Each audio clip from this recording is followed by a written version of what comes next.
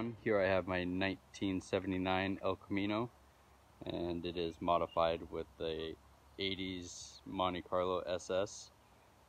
This car has 4-link, it's tubbed, has a 383 stroker motor with the turbo 400 transmission. Tons of modifications. Stay tuned to the video for more details. Start off with, I'm interested in offers on this car, so don't be afraid to insult me. And also I am open to trades on the car, so I will list a bunch of trade ideas down below. Please feel free to leave an email if you'd like to contact me privately, and I will message you pretty quickly. So I hope you enjoy the video, stay tuned, and thank you for watching.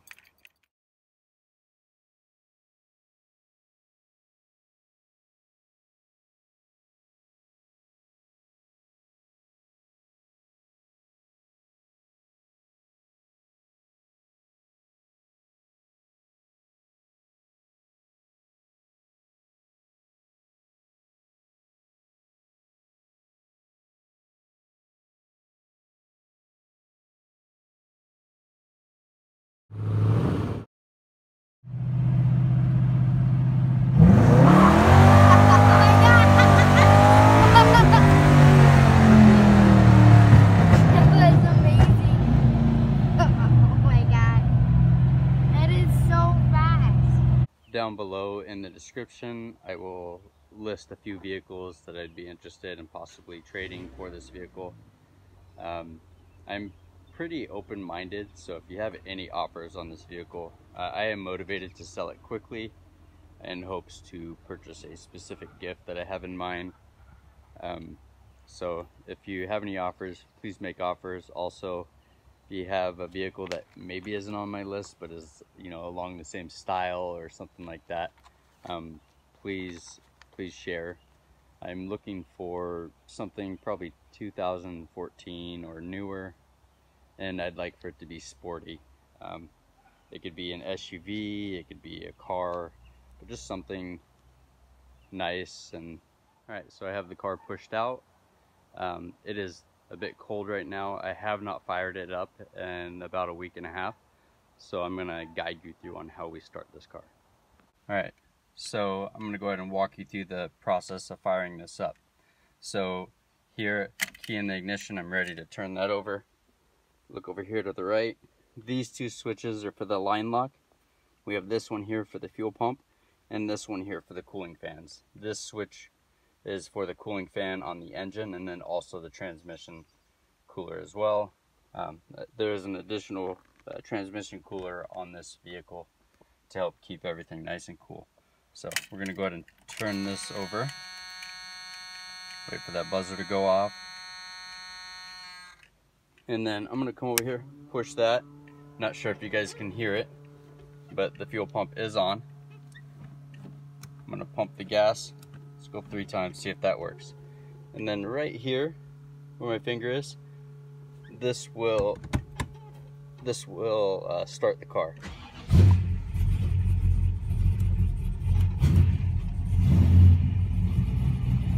So I'm gonna hold it close to about 1,000 RPMs for about probably 15 seconds, and then I'm gonna see if I can let off it here.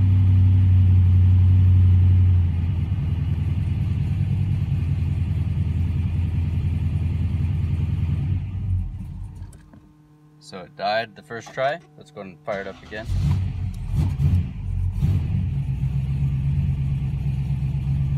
So this is normal for it. You know, you just let it warm up a little bit, and then once it's warmed up, it'll just idle and fire right up and be ready to go for a cruise or take to the track or something.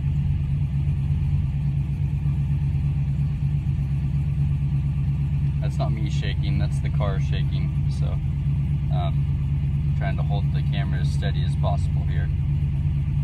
So I'm going to go ahead and slowly release the gas, see if it'll idle by itself now.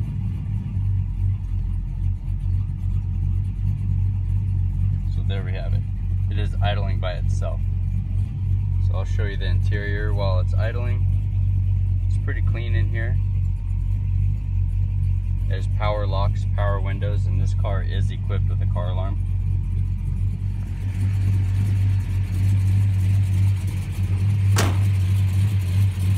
So I usually wait until it gets to about, I don't know, 140 degrees before I turn the fans on. Walking through the back here.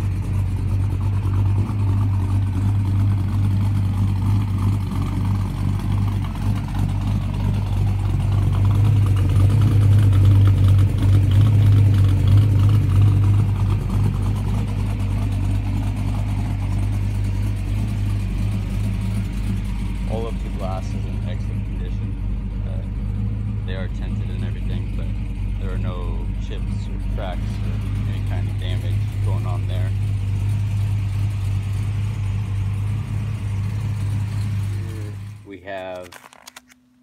Here we have a box full of receipts. There's some pretty detailed receipts in here. Okay, so we will take a look at the car, go in here, and you can see that the whole, I guess the whole bed of the El Camino is Linexed. You have your locking fuel cap right here, the fuel cell. The fuel cell, I believe, is 10 gallons, pretty sure. The tailgate does opens from the inside here, so you can lift that up and lower it. So you use this baby as a work truck if you really wanted to. There's the Corvette bumper on the bottom. We'll walk along the outside of the car. For the most part, the car is pretty clean and straightforward. This is where they line the Monte Carlo to the El Camino. The seams match really good for lining them up, but there's nothing is protruding outward, so it looks really clean. People compliment that all the time. Here's the body kit on the bottom here.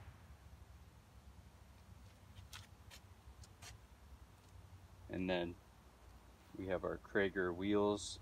These are polished aluminum. They're in excellent condition. There's no damage on them. Without going into tons of detail on this engine, which would just get me rambling, this is a 383 stroker motor. It has some pretty amazing parts on it. I'll list the detailed parts below. It is running about 9.5 to 1 compression. It does have the Dart 2 cylinder heads, the Victor Jr. high-rise intake manifold. Also has a 750 CFM double pumping Holly carburetor, which is, it's been customized quite a bit. The entire ignition system is MSD, including the distributor, the ignition box. We got our blaster coil, and then we have 10mm Taylor wires. The headers on here are super competition hooker headers, and they have been customized to wrap around part of the frame, which is pretty impressive. There hasn't been a lot of expense spared for this engine. A lot of it's aluminum, and is, you know, not only does it perform, but it looks pretty, so that's always a bonus. Filters are K&N, breather is K&N, and there are just tons of additional parts on here. It does have power brakes, four-wheel disc brakes, power steering. Haven't had any charging issues or anything like that with the car, but it's been pretty amazing. So there is tons of information about this vehicle that I could just go on and on with, but I will list a detailed part list below for receipts that I have of parts that are actually installed on this car. So please, if you have any questions, check that out or comment below. And now we'll head over to the inside. As for cooling, we have a manual cooling fan here. Also have cooling fans on the radiator itself to give some additional cooling. The fans are all Derail cooling fans. The radiator is a 4-core aluminum radiator. Have additional cooling fan and cooler for the transmission as well. Sorry if I'm jumbling here. I'm trying to think of what parts and the brands and stuff like that for you guys. The car stops great, goes even better. The engine block is very clean and dry of oil. Just going to give you a quick glance underneath the car. There's the transmission cooling fan and additional cooler there. And then you can see the engine oil pan is very clean. There's going to be some dust around things and maybe some cobwebs, but besides that, the car seems to be in excellent condition. A lot of reinforcements here, keep the car strong and stable. See here that it has a larger 4-core aluminum radiator along with aluminum water pump there, and all of the braided stainless steel radiator hoses.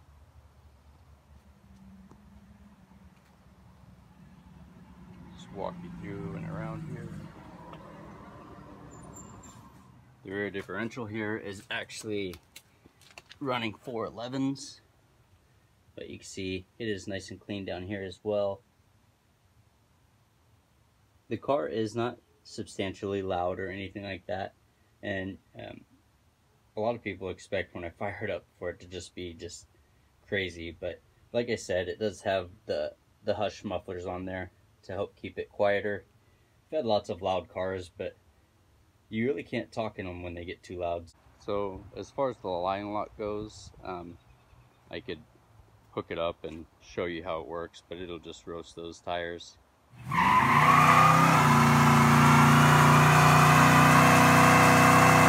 So we'll go ahead and move on to the interior here. We have our racing seats that are adjustable. They do recline more or sit forward more. They can slide forward and back quite a bit. We have all digital gauges there, including our tack on the left hand side. It does have tilt steering. The horn does function properly. Has a very nice sound system. Sounds good when you drive down the road. You can hear the music over the car if you prefer that. Has power windows, power locks. The car does have a car alarm, and there's a valet switch for it. And we have your switches there. The 2 red switches are for a line lock. That red light there in front of the line lock switches is for the car alarm. The green switch is for the fuel pump, and the blue switch is for the cooling fans. Also have some more gauges here. We got our oil gauge and our trans gauge, and those are pretty handy. I keep an eye on those all the time. And then the heater does work. It blows out the bottom, doesn't blow out the top, or vice versa. I don't use it very often. It does work, but it's not something that gets used a ton. As for being comfortable in this car, out of all of the cars I have owned, this is the most comfortable cruiser that I own. So this car is, it feels good. You know, you sit in the seat, you feel safe. The interior lights have a little bit of a finicky problem right now. When you close the door, they stay on very, very dim. So I think there's just a bad connection there. And the headliner here needs to be replaced. I mean, the carpet, the liner itself looks fine, but a new liner would do the car some good. Seats move back quite a bit. I'm a bit shorter, so this vehicle would work for somebody that's taller. I'm only about 5'6". Seat all the way back. I can't touch the gas pedal, unfortunately. All the lights work. The e-brake does not function. So if you want to run a cable or something for that, that would be something you could do. We'll go ahead and go to the body. So here you can see the tonneau cover. It's in excellent condition. I have a support here just so it doesn't drop. The fuel cell is located back here, or the filler cap that does lock. The tonneau cover also locks, and I have the keys for that. You can see it's nice and clean inside here. It's Linexed inside, and it has all of the hooks in the bed there. The exterior paint is in pretty good condition for what kind of car this is. There is a crack right here in the paint. It's a small, like it's nothing too crazy, but it got hit. not buy another vehicle, but just moving it around. The previous owner dropped something and hit it. I don't remember what he said. You can see down here it has the Corvette bumper here. So another part of the body would be this lower body kit on the front side here. It's in good condition, but it does have some like little burrs from touching curbs or something like that. It's not too low to where it bottoms out on speed bumps. I've had some vehicles, every time I hit a bump, like going to Costco or something like that, it would bottom out. And I do not have any bottoming out issues with this vehicle. So that's a good feeling when you don't have to hear that metal on concrete sound. But this car is a fun car. It is a good driver. I don't believe you have to like El Caminos to like this car and what it has to offer. Seeing this car in person, it just blows you away how much time and effort people put into this vehicle. I did not build this car. I purchased it like this, but I have a box full of receipts where I went through and itemized the parts that were installed on the car. So a lot of work has been done to it, and the car is just super impressive. It's pretty, turns a lot of heads.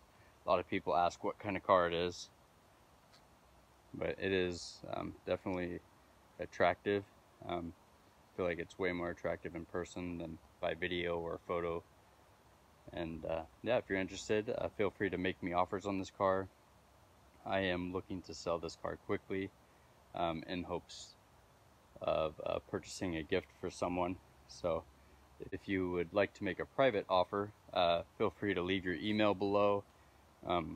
Not looking to post my phone number on YouTube, but you can leave a comment and I would message you back very quickly.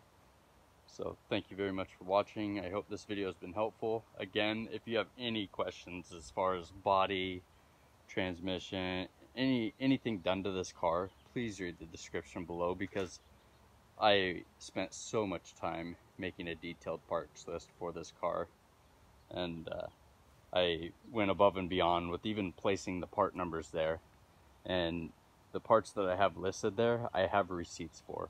Please feel free to like and subscribe for future cars that I will be listing on here. Going back and forth on selling one of my Camaros, and just haven't decided to pull the trigger on that yet.